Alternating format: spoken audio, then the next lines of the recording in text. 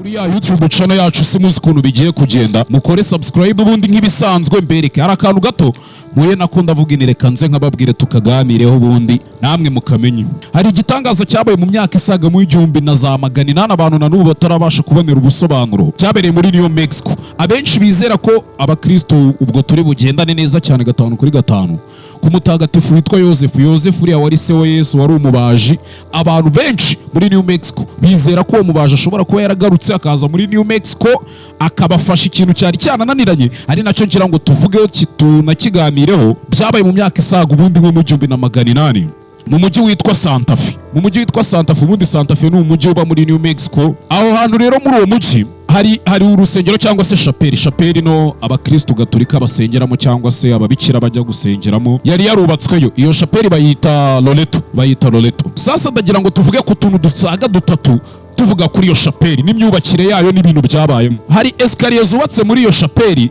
Izo escalier rero ukuntu zubatse mu n'ibintu bidasobanutse ku buryo na n'uyu munsi n'aka kanya abahanga mu bintu by'imyubakire abenjeniyeri abarchitecte ntago barabasha kubibonera ubusobanuro.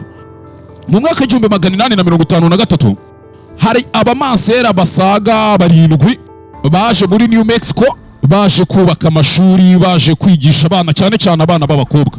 Rero umubishop yaboraga iyo arkidiocese bari bajemo bamwitaga Jean Baptiste Lamy, yaje gutanga akazi ko kubaka chapelle abo babikira bagombaga kujya basengeramo bagakoreramo ibikorwa byabo. Buriya ababikira ntago baba muri paroisse oya, abarinzi iri hafi aho ngaho cyangwa se kiriko bakagera n'ahantu basengera habo bwiteho umwihariko. Rero bari bagiye kubari bubatse iyo chapelle bayubaka igihe kinini, imyaka hafi isaga 20. Iyo chapelle yari iri mu mujyi wa Loreto, ndetse bagombaga kuyitirira abo bamansera bari baje kubaka gutura aho ngaho, baje kwigisha abana baho. Ariko aho ngaho niho habereye inkuru isa nk'ari igitangaza na n'ubu abantu batajya babasha gusobanukirwa, cyane ko abantu benshi hirya no hino ku isi iyo nkuru na n'ubu ntago bayivuga rumwe, barakibaza ibintu byinshi bakavuga byagenze bite, ariko ndaje mbibasobanurira ubundi kugira byose mubimenye. Sibyo byiza, kora subscribe aho hasi, share, comment kuri ya channel yanyu. Bu content igiye kujya nzibahera kujya ari nyinshi nk'ebyiri ku munsi cyangwa nk'eshatu, mwe mugire tugendane.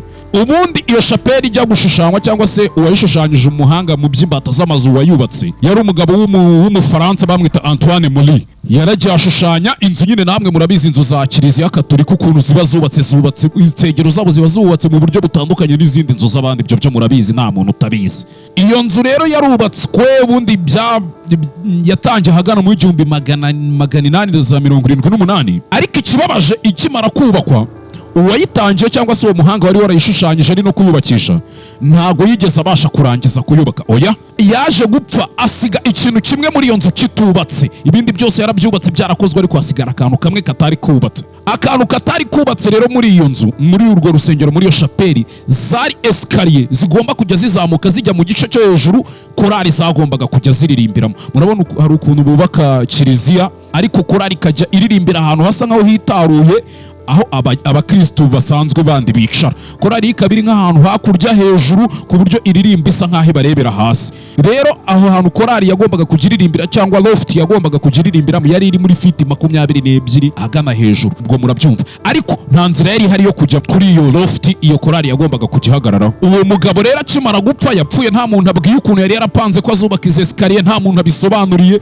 Kandi icyo gihe urumva ubundi umuntu washushanyije inzu niwe ubuzi n'uburyo azayirangiza, mu niwe ubuzi utuntu twose, imibare iki n'iki, avuga ati nkataka duhurize hamwe tuze kuvamo ikintu iki n'iki. Ibyo rero bimaze kuba maze gupfa uwo mugabo, bashatse umusharupansi bano bakora ibintu bijyanye n'imbaho, bubaka ibintu nyine ngo aze abubakire escalier. Ariko icyo gihe ubundi kubaka byari bitaratera imbere ku buryo umuntu yazaga designing escalier azubaka ahantu hatoya adafashe umwanya munini, byari bigoranye. Kandi urwo rusengero ntago rwari runini bihagije, rwari urusengero rurerure mu burebure, ariko mu bugari rwari urusengero ruto cyane ku buryo baza kuvanamo ahantu bari bwubaka escalier urusengero abakristo bicara hari guhita hashira. Batekereje ko wenda bashyiramo nk'urwego abantu bakajya bazamuka bagiye kuri ya loft yo hejuru aho korali iririmbira, bakavuga bati bajye bagenda ku rwego, ariko nabyo basanga ntago byashoboka, cyane ko izo korali zagombaga kujya ziririmbiramo inyinshi zabagombaga kuba zigizwe n'ababikira abamansera. Ngaho nawe reba imyenda y'abamansera ukuntu baba bambaye, nawe urabibona, baba bambaye umusaraba, baba bambaye ya myitero yabo, bambaye amakanzu maremare. Ntago byari kujya bibakundira ko burira kuri izo escalier ngo bagiye kuri urwo rwego ngo bagiye kujya kuri ya loft yo hejuru ngo babone uko bahagara. Ibyo bintu byari kuba bigoranye kabisa, ntago byari gukunda. Rero ubwo ikintu cyonyine cyari gisigaye cyo kugira ngo umuntu agere aho ngaho kuri icyo gice cyo hejuru korari yagombaga kugiririmbiramo, urumva ko uburyo bwonyine bwari busigaye ni esikariye, urwego ntibyashobokaga. Rero bamaze gushakisha hose, barahize muri izo karitsiye, batanga amatangazo mu binyamakuru, barandika, habura umuntu waza ngo yubake izi esikariye. Abantu bose barabitinya, bakahagera bakabona ntabwo bishoboka, nta buryo bishobokamo. Hashize imyaka isaga 2 rero iyo shapeli idakorerwamo, n'ubundi nta muntu urabasha kubaka izi esikariye, kubera ko impamvu itakorerwagamo nta buryo n'ubundi abantu abakristo bari kuza mu rusengero, urusengero rutagira korari iyi niyo yabihari ntiyari kubona aho iririmbira, byari bigoranye. Kugera rero mwibuke nababwiye ko uwapfuye yapfuye mu 1878 wari uri kuyubaka, bigeze mu mwaka w'1880 rero baba bikira bo muri urwo rusengero rwa Loreto nibwo batangiye gusenga, basenga cyane kabisa, basenga bitabaza mutagatifu Yosefu. Buriya abakristo gatolika rukundo bavuga ngo twisunze mutagatifu uyu n'uyu, twisunze mutagatifu uyu n'uyu, bo basenze bitabaza mutagatifu Yosefu. Mwibuke tugendeye ku nkuru zo muri Bibiliya, yari umugabo wa Mariya ari we nyina wa Yesu, ndetse buriya Yosefu muri kiliziya gatolika bamufata ngo nk'umugabo w'umurinzi wa Yesu Kristo. Baramusenze, basenga bizeye, basenga basa nk'abamusaba ngo abafashe kugira ngo babone umuntu wazaza akabubakira za esikariye zizamuka zikajya kuri ya loft yo hejuru. Basenze igihe kinini batarya batanywa biyiriza, bakora ikintu cyitwa noveni. Ndakeka murakizi noveni, abakristo gatolika murakizi. Byasabye ko basenga hafi iminsi 8 amanywa nijoro batarya batanywa. Ibyo bintu wabyizera ubwo ngubwo ari wowe, ariko ibaze ko amasengesho yabo bakimara gusenga, bakiri mu masengesho ku munsi wa 9 hari umuntu waje arakomanga ku muryango. Bakinguye, hari hahagaze umusaza ushaje pe, ndetse yari yifitiye n'indogobe, yari afite indogobe, araza arabakomangira, ahagarara ku muryango, bo bakiri mu masengesho, afite na toolbox.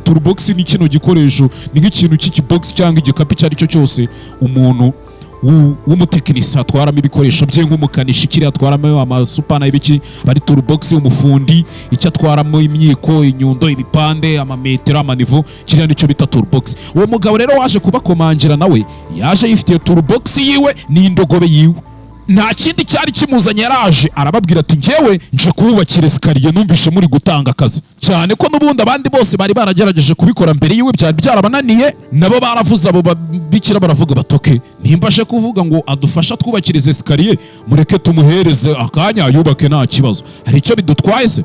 Ariko nawe mbere yuko yubaka izi esikariye yabahaye kondisiyo imwe yonyine.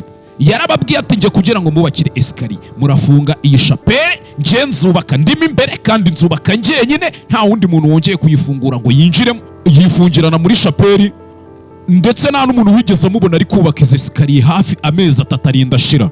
Amezi 3 amaze gushira, bafunguye ya shapeli, basanga umugabo yubatsemo esikariye nziza cyane pe, ariko uburyo zari zubatsemo ni esikariye zari zubatse mu buryo budasobanutse.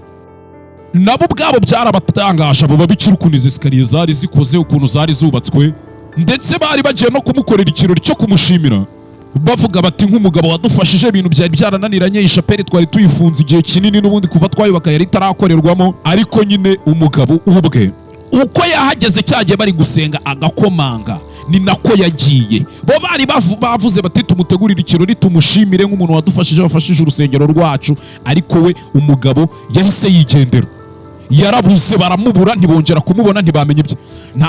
Ntago yigeze avuga ngo bamuhembe, yagiye adahembesheje n'igiceri cy'ijana, nta n'urutobo yigeze abasaba, ndetse ntiyigeze anabishyuza n'amafaranga y'ibikoresho, imbaho n'ibiki byose yazanaga aje kubakisha kuri izi esikariye. Oya, nayo ntago yigeze ayabasaba, umugabo yayigendeye. Abo bantu rero byarabacanze, abo babikira batangira kwibaza ibintu byinshi, baravuga bati ubundi wa mugani igihe uyu mugabo yakoreye kuki tutari twaranamumenye.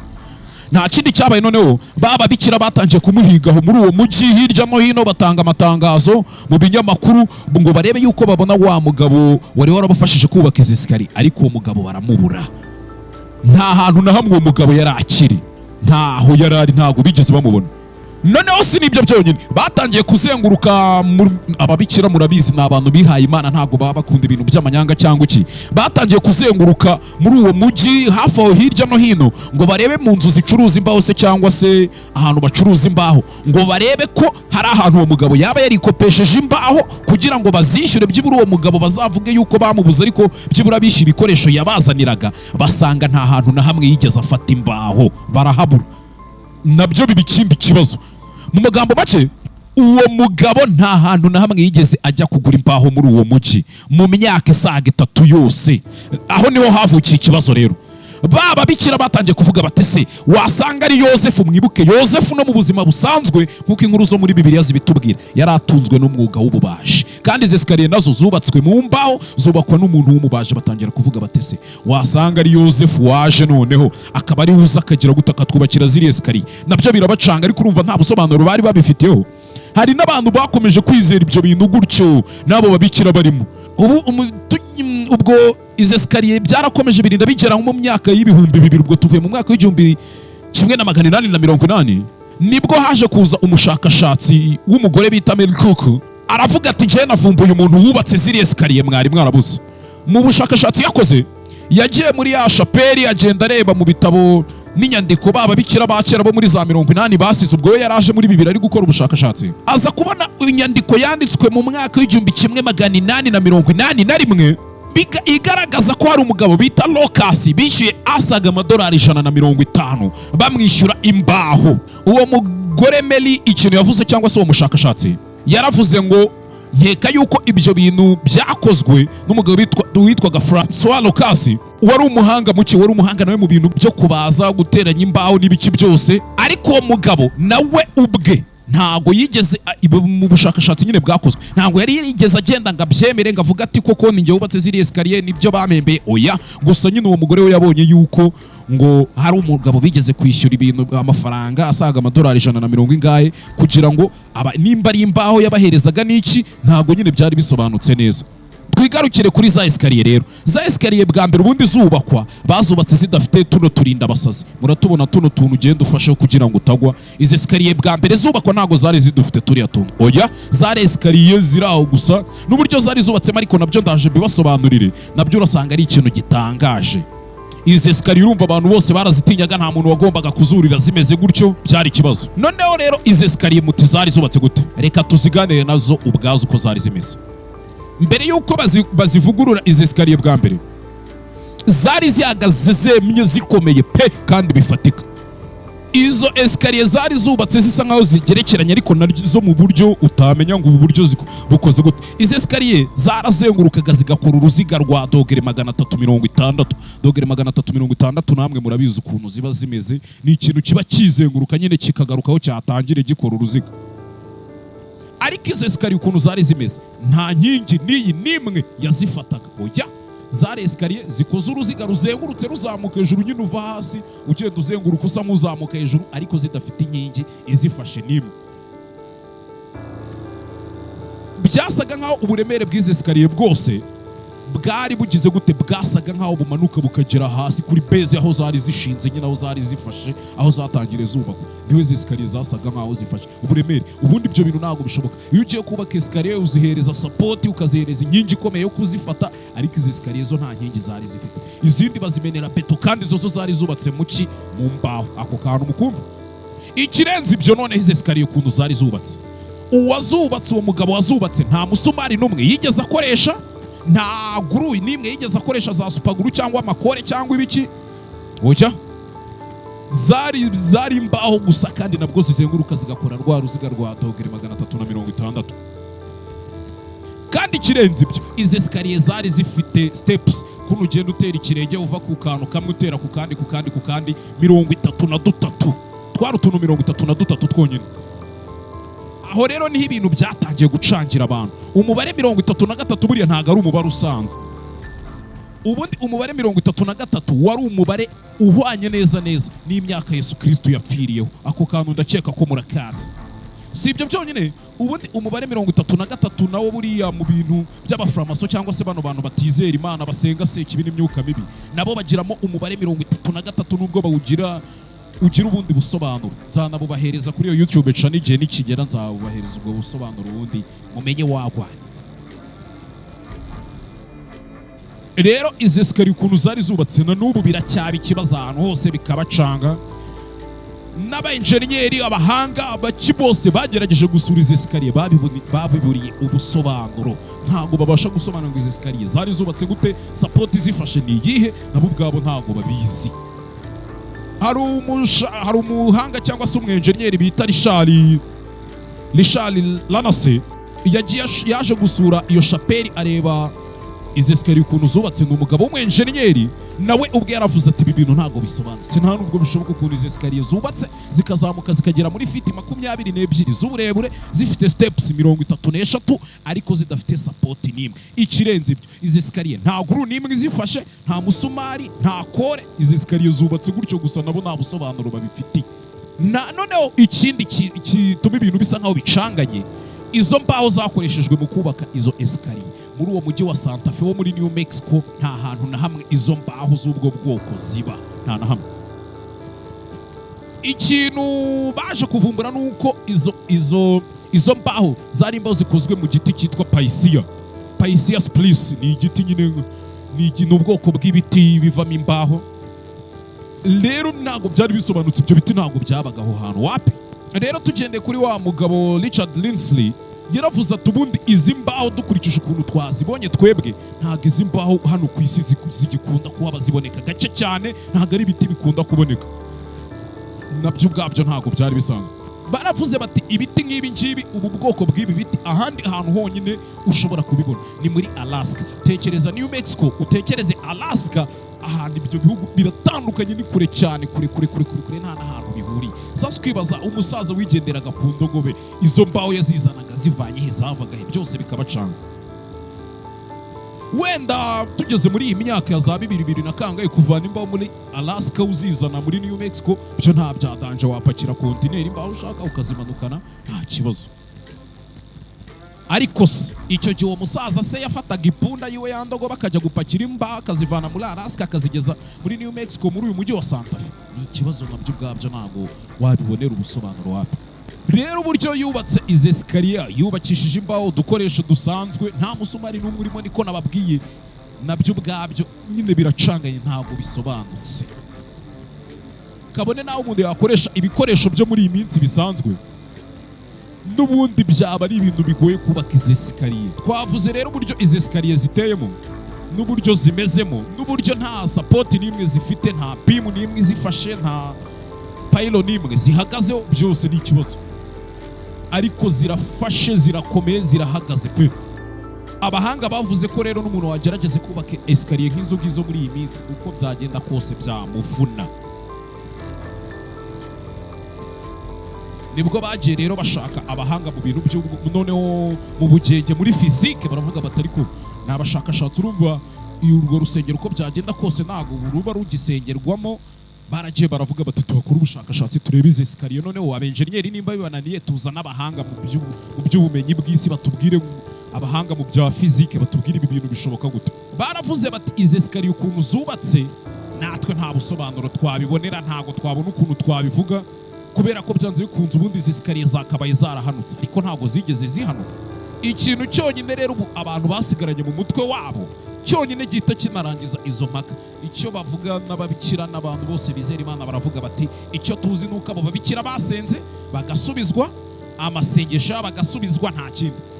Rero nawe nk'umuntu uri kureba kuri YouTube channel, nta kindi usabwa, kora aga subscribe, share, comment, kugira ngo izi nkuru n'izindi nkazo cyangwa se content nk'izi ngizi n'indi nkazo tujye mpora nzibahereza, twirire show, nta gutinda, nta guca ku ruhande, akantu uzajya mbona kose nk'abatamo, ubundi tujyane tugenda. Ciao ciao, bye bye.